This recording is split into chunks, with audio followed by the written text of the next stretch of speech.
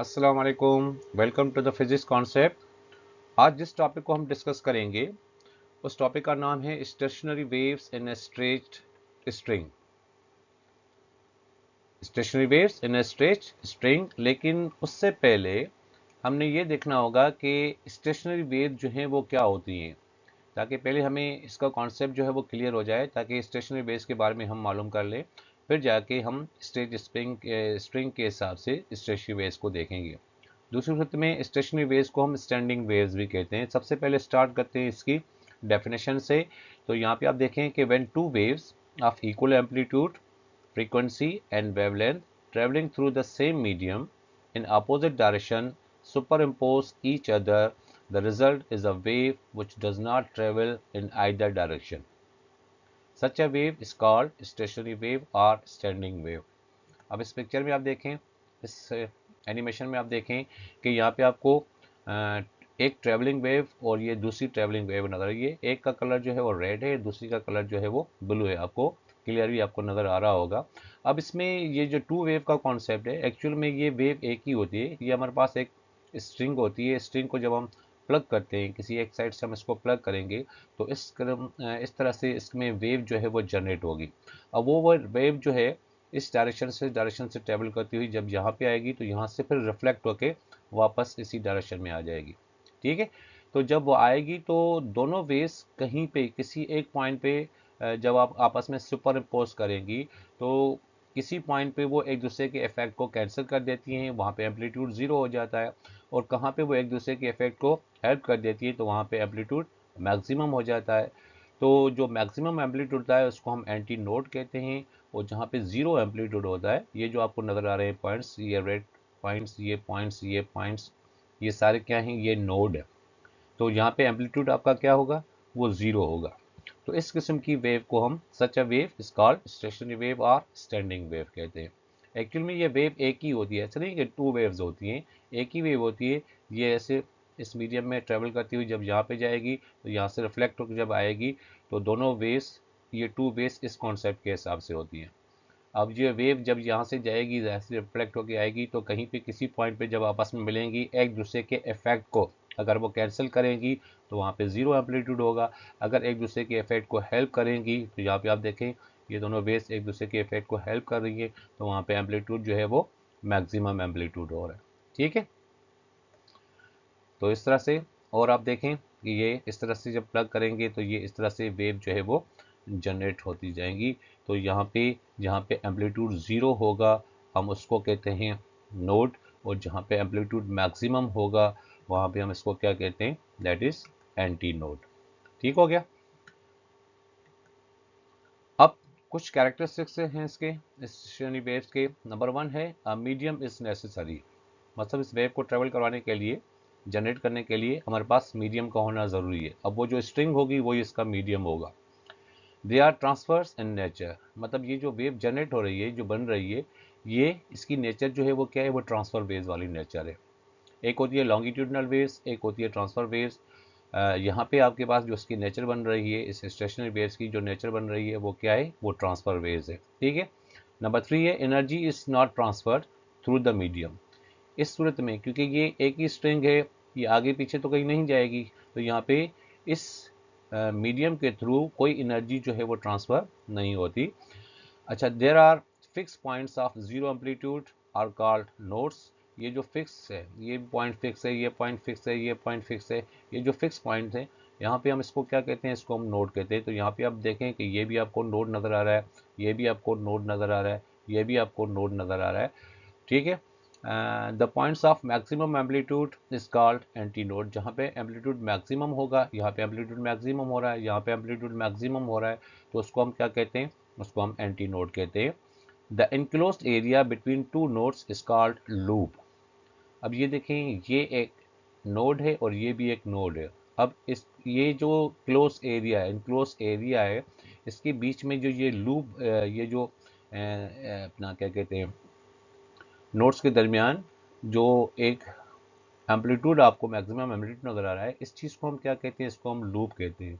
तो यहाँ पे एक ही लूप आपको नज़र आ रहा है, यहाँ पे फिर आपको दो लूप्स नज़र आ रहे हैं, फिर यहाँ पे तीन लूप्स नज़र आ रहे हैं, यहाँ पे आपके पास चार लूप्स जो है वो नज़र आ रहे हैं। Length of loop is wavelength. ये जो एक ही लूप है, तो एक लूप की जो वेवलेंथ होती है वो λ/2 होती है। जब दो लूप्स आपस में मिलेंगे तो दो क्रेस्ट के दरमियान जो डिस्टेंस होता है या दो ट्रफ्स के दरमियान जो डिस्टेंस होता है उसको हम एक वेवलेंथ के तौर पे जानते हैं। ठीक है, तो ये पूरा कॉन्सेप्ट था आपके पास स्टेशनरी वेव्स का।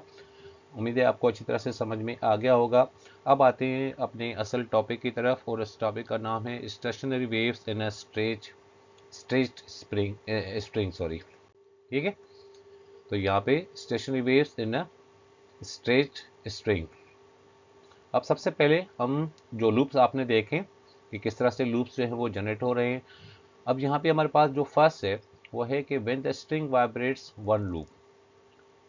ठीक है, अगर स्ट्रिंग एक ही लूप बना रही है तो उस सूरत में क्या होगा। Now consider a string of length L and mass m fix at both end as shown in figure. If plucked at center, that is length L/2, it vibrates with one loop। यहाँ पे आप देखें, यहाँ पे हम दो ये इसके जो है फिक्स एंड्स बना रहे हैं। इस एंड्स के दोनों एंड्स के दरमियान हमने एक स्ट्रिंग को यहाँ पे फिक्स कर लिया है। अब फिक्स इसकी जो लेंथ है वो L की इक्वल है, टोटल लेंथ जो है स्ट्रिंग की वो L की इक्वल है। अब जो यहाँ पे आप देखें कि ये वाला जो है ये यहाँ पे बिल्कुल सेंटर वाला है कि अगर ये इसकी टोटल लेंथ है तो यहाँ पे लेंथ इसकी हाफ हो जाएगी। ठीक है, आधा ऐसा यहाँ पे आ जाएगा, आधा ऐसा यहाँ पे हो जाएगा, तो ये L/2 होगा। अगर यहाँ से हम इसको प्लग करेंगे, ठीक है, तो प्लग करने से क्या होगा, एक वेव जो है वो जनरेट होगी यहाँ पे।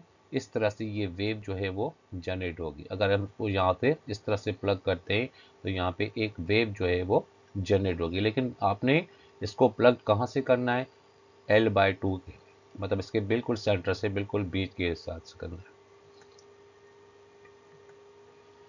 इसी हिसाब से अगर हम देखें तो यहाँ पे क्योंकि ये भी फिक्स एंड है, ये भी फिक्स एंड है, तो यहाँ पे ये नोड होगा, ये भी नोड होगा। यहाँ पे एम्पलीट्यूड मैक्सिमम हो रहा है तो यहाँ पे इसको हम क्या कहेंगे, दैट इज एंटी नोड। अब क्योंकि एक ही क्रेस्ट आपको नजर आ रहा है तो यहाँ पे इसकी जो वेवलेंथ होगी वो λ/2 की होगी। क्योंकि हमारे पास वन लूप का कॉन्सेप्ट है, इसलिए हम लेमडा को यहाँ पे 1 के तौर पे लिखेंगे। अगर एक ही लूप होगा तो λ1/2, एक्चुअल में λ/2 होता है, लेकिन क्योंकि लूप नंबर 1 है, एक ही लूप बन रहा है, तो यहाँ पे λ1/2 से हम इसको डिनोट करेंगे। ठीक है, तो ये इसका एंटी नोड हो जाएगा। As distance between two nodes is equal to λ/2। दो नोड्स के दरमियान जो डिस्टेंस होता है वो हमेशा λ/2 के इक्वल होता है। तो यहाँ पे L जो है इस स्ट्रिंग की पूरी लेंथ है, तो इस लेंथ के equal L is equal to क्या हो गया, λ/2 हो गया।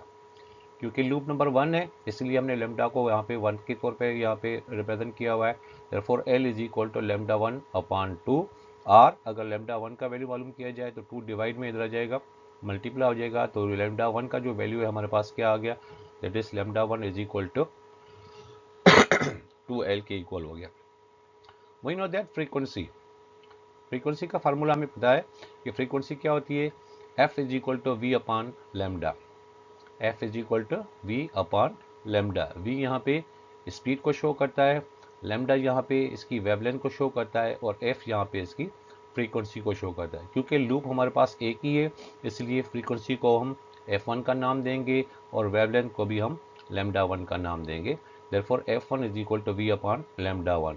अब λ1 का वैल्यू हमने यहाँ पे मालूम किया हुआ है, that is λ1 is equal to 2L है, तो यहाँ पे λ1 की जगह पे हमने 2L यहाँ पे पुट कर दिया। Therefore F1 is equal to, अब इसकी फ्रीक्वेंसी जो होगी F1 is equal to we upon 2L, where F1 is the lowest possible frequency of vibration called fundamental frequency और फर्स्ट हार्मोनिक। यहाँ पे इसको हम क्या कहेंगे, this is first fundamental frequency और फर्स्ट हार्मोनिक। अब इस सूरत में आगे अगर हम देखें तो नाउ वेलोसिटी ऑफ वेव की जो वेलोसिटी होती है इन a string of mass per unit length. अब मास पर यूनिट लेंथ मतलब स्ट्रिंग का मास और इसकी लेंथ, उसको हम डिनोट करते हैं म्यू से। म्यू इज इक्वल होता है मास पर यूनिट लेंथ के। ठीक है, अब क्योंकि स्ट्रिंग में स्ट्रेच आ रहा है तो जाहिर सी बात है एक टेंशन भी होगा, एक्चुअल में टेंशन जो होगा वो फोर्स ही होगा। तो आप टेंशन को यहाँ पे टी से डिनोट करें या एफ से डिनोट करें, वो आपके ऊपर डिपेंड करता है। तो मोस्टली आपके बुक के अंदर जो है वो इसको टेंशन को एफ से डिनोट किया गया है, लेकिन जो मास पर यूनिट लेंथ है एक्चुअल में हम इसको म्यू से डिनोट करते हैं, लेकिन बुक के अंदर आपके पास म्यू की जगह पे यहाँ पे एम लिखा होगा। तो यहाँ पे आपके पास एक फार्मूला हो गया, that is v is equal to, किसकी स्पीड है ये, वेलोसिटी किसकी है, वेव की वेलोसिटी है इन स्ट्रिंग में। तो v is equal to under root F upon mu, F upon mu. अब ये फार्मूला हमें कैसे मिलता है, किस तरह से इसकी डेरिवेशन होती है, क्या आपको पता है या नहीं पता? तो यहाँ पे थोड़ा सा मैं इसको आपके लिए वो कर दूं। वी नो दैट फोर्स आपके पास किसकी इक्वल है, तो यहाँ पे इसकी थोड़ी डेरिवेशन कर लेते हैं। We know that force F is equal to m a के इक्वल होता है। ठीक है, ये फोर्स का फार्मूला है। लेकिन यहाँ पे हमारे पास जो ए है वो एक्सेलरेशन है, लेकिन वो एक्सेलरेशन कौन सी है, वो सेंट्रीपिटल एक्सेलरेशन है। ठीक है, and we know that centripetal acceleration क्या होती है, दैट इज यहाँ पे सिर्फ से F is equal to M, and we know that centripetal acceleration होती है वी स्क्वायर अपॉन आर के। ठीक है, एम यहाँ पे क्या है, एम यहाँ पे मास को रिप्रेजेंट कर रहा है। ठीक है, अब आप देखें कि यहाँ पे आपके पास जो मास पर यूनिट लेंथ है वो क्या है, mu is equal to M upon L है। अगर एम को यहाँ से बाहर निकालेंगे, अगर एम का वैल्यू मालूम करेंगे तो लेंथ जो होगी वो इस म्यू के साथ क्या हो जाएगी, मल्टीप्लाई हो जाएगी। तो यहाँ पे आपके पास एम है, तो एम की जगह पे हमने क्या लिखना होगा, that is F is equal to, यहाँ पे लिखेंगे म्यू और इसके साथ क्या है, एल है, इसके साथ फिर क्या है, वी स्क्वायर अपॉन, ये हो गया आर। ठीक है, अब आर रेडियस को रिप्रेजेंट करता है, लेकिन यहाँ पे भी आप देखें तो यहाँ पे जो इसका लेंथ है स्ट्रिंग की वो भी एक्चुअल, क्योंकि ये एक सर्किल के हिसाब से आपको नज़र आ रहा है, तो इस सूरत में यहाँ पे ये जो इसकी आर है वो इस लेंथ के साथ क्या हो जाएगा, कैंसिल हो जाएगा। अब यहाँ पे आपके पास इक्वेशन बाकी क्या है, F is equal to mu V square. अगर मैं वी स्क्वायर को बाहर निकालूं, तो अगर वी स्क्वायर को बाहर निकालेंगे तो क्या हो जाएगा, that is V square is equal to, इसके इक्वल है वी स्क्वायर, एफ के इक्वल है, तो यहाँ पे लिखेंगे एफ। ठीक है, अब वी स्क्वायर के साथ जो चीज़ मल्टीप्लाई में है वो क्या है, वो म्यू है, तो इज इक्वल को सिर्फ म्यू जो है वो इज इक्वल सिर्फ क्या हो जाएगा, डिवाइड में आ जाएगा, तो यहाँ पे इसको डिवाइड में करके लिखते हैं। ठीक है, ये म्यू आपके पास आ गया। अब यहाँ पे वी के ऊपर स्क्वायर है, अगर स्क्वायर ख़त्म करें तो इसकी दूसरी साइड पे क्या आ जाता है, स्क्वायर रूट आ जाता है। तो यहाँ पे ये स्क्वायर रूट इस तरह से आ जाएगा, तो यहाँ पे बाकी आपके पास क्या होगा, that is F upon mu. देखिए आ गई वो इक्वेशन, समझ में आ गया आपको अच्छी तरह से।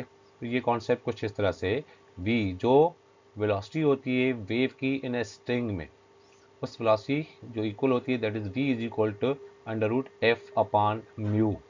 बुक के अंदर क्या लिखा हुआ है, एफ अपॉन एम, म्यू की जगह पे वहाँ पे एम यूज़ किया गया है, जिसको हम कहते हैं मास पर यूनिट लेंथ। ठीक है, अब v is equal to under root F upon mu लिखें या टी अपॉन म्यू लिखें या एफ अपॉन एम लिखें, ये आपके ऊपर डिपेंड करता है। तो यहाँ पे आपने जो फ्रीक्वेंसी हमने मालूम की that is F1 is equal to we upon 2L, therefore F1 is equal to, अब v की जगह पे हमने v का वैल्यू पुट करना होगा, v का वैल्यू क्या है, under root F upon mu. तो यहाँ पे v की जगह पे हमने इसका वैल्यू पुट कर लिया, इस v की जगह पे हमने इसका वैल्यू पुट कर लिया, डिवाइडेड बाय क्या है 2L है, तो यहाँ पे 2L लिख दिया। या हम इस इक्वेशन को कुछ इस तरह से भी लिख सकते हैं, are F1 is equal to, इसको अगर हम अलग करके लिखें 1 अपॉन 2L और इसके साथ multiply by under root F upon mu. ये आपके पास फर्स्ट फ्रीक्वेंसी आपके पास आ गई when the string vibrates only one loop. इसी हिसाब से फिर आगे चलते हैं। अब यहाँ पे हमारे पास क्या है, when the string vibrates to loops. अब यहाँ पे स्ट्रिंग जो है वो टू लूप्स दे रहा है। ठीक है, पहले स्ट्रिंग वन लूप दे रहा था, अब स्ट्रिंग जो है वो टू लूप्स दे रहा है। तो इस सूरत में ये आपके पास दोनों नोड्स हो गए और ये आपके पास एंटी नोड्स हो गए। ऐसे टू लूप्स के अंदर दो एंटी नोड्स है और दो हमारे पास नोड है, तो ये इसकी जो पूरी लेंथ है इसको हमने एल से यहाँ पे डिनोट किया हुआ है। ठीक है, अब हर एक लूप जो होगा, आपको पता है कि फर्स्ट लूप में भी हमने देखा था, तो उसका जो वैल्यू था, एक क्रेस्ट और यहाँ पे है, दूसरा क्रेस्ट यहाँ पे, तो एक क्रेस्ट के हिसाब से एक लूप जो है वो लैम्डा बाय 2 के इक्वल होता है, तो दूसरा वाला भी आपका लैम्डा बाय 2, क्योंकि लूप्स दो बन रहे हैं इसलिए हमने लैम्डा को 2 के तौर पे रिप्रेजेंट किया हुआ है। अब जो इसकी टोटल लेंथ है, इस स्ट्रिंग की जो टोटल लेंथ है, वो लेंथ इसकी किसकी इक्वल होगी, एल इज इक्वल टू, क्योंकि यहाँ पे दो लूप्स बन रहे हैं, एक का लूप लैम्डा बाय 2 प्लस दूसरे का लूप भी लैम्डा बाय 2, तो यहाँ पे लिखेंगे L is equal to lambda 2 by 2 plus lambda 2 by 2। अब इसको हम प्लस करेंगे दोनों को, तो यहाँ पे आपके पास जो रिजल्ट आ जाएगा L is equal to lambda by 2 आ जाएगा। We know that the frequency, अब क्योंकि लूप 2 है इसलिए F2 करके लिखेंगे, F2 is equal to V upon lambda 2। ठीक है, अब लैम्डा 2 का हमने वैल्यू क्या मालूम किया, एल है, तो यहाँ पे क्या लिखेंगे, F2 is equal to V upon L हो गया। बट वी नो दैट जो हमने फर्स्ट फ्रीक्वेंसी मालूम की, एक लूप की फ्रीक्वेंसी मालूम की, we know that F1 is equal to V upon 2L के इक्वल था।